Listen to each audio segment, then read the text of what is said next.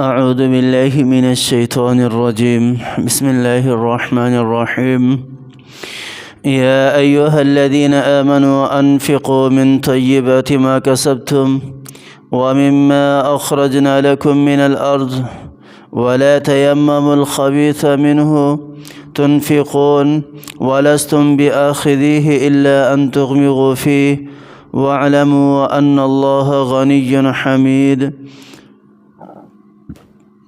الشیطان یعدکم الفقر ویأمرکم بالفحشاء واللہ یعدکم مغفرة منہ وفضلا واللہ واسع علیم یؤتی الحکمة من یشاء ومن یؤت الحکمة فقد اوتی خیرا کثیرا وما یذکر الا اولو الالباب صدق اللہ العظیم۔ سورۃ البقرہ کی اس آیت کے اندر میرے رب نے انفاق فی سبیل اللہ کی فضیلت بیان کرتے ہوئے شیطان کے ایک عمل کو بھی ذکر کیا ہے کہ غربت شیطان کس طرح لے کر آتا ہے گھر کے اندر، اور کس طرح اس کی کوشش ہوتی ہے کہ وہ بندے کو اس فضیلت سے، اس نعمت سے محروم رکھے اور غربت کی طرف لے کر جانے والا بنے۔ تو سورۃ البقرہ کی اس آیت کے اندر میرے رب نے سب سے پہلے ارشاد فرمایا یا ایھا الذین آمنوا انفقوا من طیبات ما کسبتم۔ دو چیزوں کی قید لگائی ہے میرے رب نے اس آیت کے اندر انفاق فی سبیل اللہ کے حوالے سے۔ پیچھے جو قیدیں لگائی ہیں وہ تو الگ ہیں، یہاں پر میرے رب نے کہا کہ جو بھی تم اللہ کے راستے میں خرچ کرو، سب سے پہلی چیز کہ وہ پاکیزہ ہونا چاہیے۔ انفقوا من طیبات، حلال ہونا چاہیے، حرام نہیں ہونا چاہیے، جائز طریقے سے کمایا ہوا ہونا چاہیے، ناجائز طریقے سے کمایا ہوا نہیں ہونا چاہیے، اور اسی طرح اس کے اندر وہ چیز پاکیزہ ہونی چاہیے، ناپاک نہیں ہونی چاہیے۔ ہر لحاظ سے کسی طرح بھی اس کے اندر غلط چیز کا شیوا نہ ہو، غلط چیز کا اس کے اندر شیوا نہ ہو۔ یہ میرا اللہ کہہ رہا ہے، یہ میرے رب کا فرمان ہے کہ تم اللہ کے راستے میں جو بھی چیز خرچ کرو وہ پاکیزہ ہونی چاہیے۔ اور آج کا ہمارا مسلمان اسے اتنا ہی پتہ نہیں ہے کہ وہ حلال کما رہا ہے یا حرام کما رہا ہے۔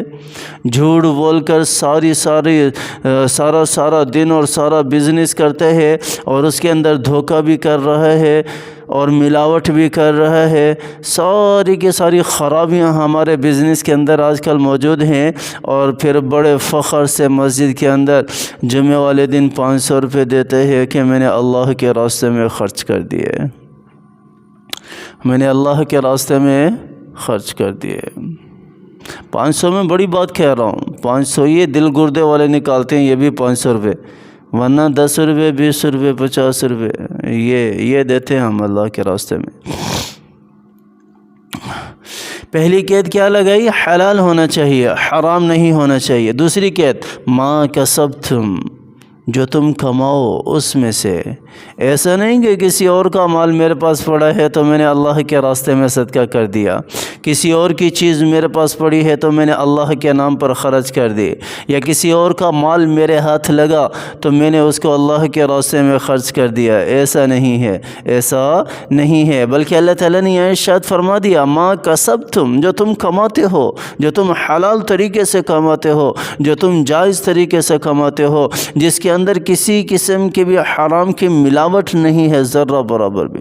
اب یہاں پر مسئلہ زیر غور یہ آتا ہے کہ اگر کسی کی کوئی چیز پڑی ہوئی مل جائے راستے میں یا کہیں پر بھی، تو ایسی صورت میں کیا کریں؟ وہ مال تو ہمارا نہیں ہے، اب ہم اس کو صدقہ بھی نہیں کر سکتے، اب ہم اس کو اللہ کے راستے میں دے بھی نہیں سکتے، کیونکہ اللہ کے راستے میں صدقہ، خیرات، انفاق فی سبیل اللہ جو خود کمایا ہوا ہے اس میں سے کرنا چاہیے۔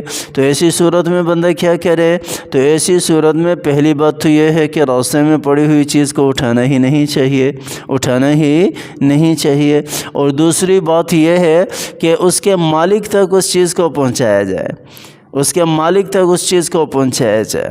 اب اس کی مدت الگ الگ رکھی ہے کہ یا تو اس کو اپنے پاس رکھا جائے 1 سال تک، کہ ہو سکتا ہے کہ اس کا مالک پلٹ کر واپسی آئے وہ چیز ڈھونڈتا ہوا تو اس کو وہ چیز دے دینی چاہیے، یا پھر اس مالک کو ڈھونڈ کر اس تک پہنچانی چاہیے۔ اگر یہ بھی نہیں ہو سکتا تو پھر 1 سال، 1.5 سال، 2 سال، جتنی علماء کرام نے مدت بتائی ہے اتنی مدت اس کو اپنے پاس رکھے۔ اس کے بعد پھر کیا کرنا ہے؟ اس کے بعد بھی پھر وہ بغیر نیت ثواب کے وہ خرچ کرے گا اللہ کے راستے میں۔ کسی کو کوئی محتاج ہے، کوئی مستحق ہے تو بغیر نیت ثواب کے وہ اس کو دے گا۔ ہاں اگر خود غریب ہے بہت زیادہ تو ایسی صورت میں وہ پھر خود بھی استعمال کر سکتے ہیں۔ یا ایھا الذین آمنوا انفقوا من طیبات ما کسبتم ومما اخرجنا لکم۔ 2 قیدیں یہاں پر آ گئی۔ پہلی بات تو یہ تھی کہ تم اپنے پاکیزہ مال میں سے خرچ کرو، حرام مال نہ ہو، حرام کی ملاوٹ نہ ہو، اور جو تم نے خود کمایا ہو اس کو خرچ کرو۔ وَمِمَّا أَخْرَجْنَا لَكُم مِّنَ الْأَرْضِ، یہ تو وہ تھی جس کا تعلق پیسے کے ساتھ تھا، مال و دولت کے ساتھ تھا۔ اب زراعت کی طرف بھی آ جائیں۔ وَمِمَّا أَخْرَجْنَا لَكُم مِّنَ الْأَرْضِ، اور جو کچھ تم زمین سے نکالتے ہو اس میں سے بھی اللہ کے راستے میں خرچ کرو۔ عشر، عشر کس کو کہتے ہیں؟ عشر 10%۔ اپنے زمین میں سے 10% اللہ کے راستے میں کون سا ذمہ دار نکالتے ہیں؟ کون سا ذمہ دار نکالتے ہیں؟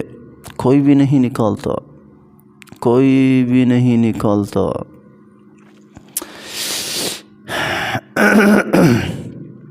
ہمارے اوپر آفات نہ آئے تو پھر اور کیا ہو، مصیبتیں نہ آئیں تو پھر اور کیا ہو، آپس میں نفرتیں، عداوتیں پیدا نہ ہو تو پھر اور کیا ہو، اتحاد پارا پارا نہ ہو تو پھر اور کیا ہو۔ اللہ کے احکامات کو تو ہم نے پامال کیا ہوا ہے، اللہ کی طرف تو ہم آتے نہیں ہیں، متوجہ نہیں ہوتے، اور پھر ہم کہتے ہیں کہ ہمیں سکون والی زندگی بھی چاہیے۔ وَلَا تَيَمَّمُوا الْخَبِيثَ مِنْهُ تُنْفِقُونَ وَلَسْتُمْ بِآخِذِهِ إِلَّا أَن تُغْمِضُوا فِيهِ وَلَسْتُمْ بِآخِذِهِ إِلَّا أَن تُغْمِضُوا فِيهِ۔ اللہ تعالیٰ کیا ارشاد فرما رہے ہیں یہاں پر؟ وَلَا تَيَمَّمُوا الْخَبِيثَ، خبیث کی ملاوٹ نہ کرو، خراب چیز اللہ کے راستے میں خرچ نہ کرو۔ وَلَسْتُمْ بِآخِذِهِ إِلَّا أَن تُغْمِضُوا فِيهِ، اور جو چیز تم لے ہی نہیں سکتے اس کو تم اللہ تعالیٰ کے راستے میں بھی خرچ نہ کرو، اس کو تم اللہ تعالیٰ کے راستے میں خرچ کر ہی نہیں سکتے۔ کس طرح خرچ کر سکتے ہو حالانکہ تم کبھی اس کے لینے والے ہی نہیں ہو، یعنی مالک ہی نہیں بن سکتے۔ جس چیز کا میں مالک نہیں بن سکتا، وقف کی چیز ہے، اب میں اس کو اللہ کے راستے میں کس طرح خرچ کر سکتا ہوں؟ نہیں کر سکتا۔ مالک کا ہونا بھی لازمی ہے، مالک کا ہونا بھی لازمی ہے۔ مالک بن کر پھر اس چیز کو اللہ کے راستے میں خرچ کرے۔ اگر وہ مالک نہیں بنتا تو وہ کوئی چیز آگے بھی صرف نہیں کر سکتا۔ وَاعْلَمُوا أَنَّ اللَّهَ غَنِيٌّ حَمِيدٌ، اور جان لو کہ اللہ تعالیٰ کی ذات بہت مالدار ہے، بہت غنی ہے۔ اللہ تعالیٰ تمہارے مال و دولت کا محتاج نہیں ہے۔ یہ مت سمجھنا کہ اللہ تعالیٰ جو ہے وہ ہم سے قرضہ مانگ رہے ہیں، مال و دولت نہیں، کبھی بھول کر بھی یہ ذہن میں مت لے کر آنا۔ یہ تو اللہ تعالیٰ ہماری بھلائی کے لیے کر رہے ہیں۔ یہ ساری کی ساری فضیلتیں ہمارے لیے ہیں، میرے لیے اور آپ کے لیے ہیں، کہ ہمارے مال کی حفاظت ہو، ہمارا مال بڑھے، ہمارا مال دگنا ہو۔ ہر بندہ چاہتا ہے نا کہ سیونگ ہو، ہر بندہ چاہتا ہے اس کا مال محفوظ ہو، اس کا مال بڑھے۔ تو اللہ تعالیٰ نے ان آیات کے اندر اپنے مال کی بڑھوتری کے بارے میں ہمیں بتایا ہے کہ تم اللہ کے راستے میں خرچ کرنے والے بن جاؤ۔ پھر دیکھو اللہ تعالیٰ کس طرح جو ہے وہ تمہیں دن دگنی رات چگنی ترقیاں عطا فرماتے ہیں۔ اللہ تعالیٰ کی ذات ہمیں قرآن پاک کو سمجھنے کی توفیق عطا فرمائے۔ اللہ تعالیٰ کی ذات قرآن پاک پر عمل کرنے کی توفیق عطا فرمائے، حقیقی محبت کرنے کی توفیق عطا فرمائے۔ جس طرح حق ہے قرآن پر عمل کرنے کا، قرآن کی تلاوت کرنے کا، اللہ تعالیٰ کی ذات ہمیں اسی طرح اس کا حق ادا کرنے کی توفیق عطا فرمائے۔ اس کے حلال کو حلال اور حرام کو حرام سمجھنے کی توفیق عطا فرمائے۔ اللہ تعالیٰ کی ذات جو ہے جتنے بھی ہمارے بیمار ہیں سب کو صحت یابی والی زندگی دے، عافیت والی زندگی دے، ایمان والی زندگی دے۔ اللہ تعالیٰ خاتمہ ہمارا ایمان کی حالت میں کرے، آخرت سنوار دے۔ آمین ثم آمین۔ وآخر دعوانا ان الحمد للہ رب العالمین۔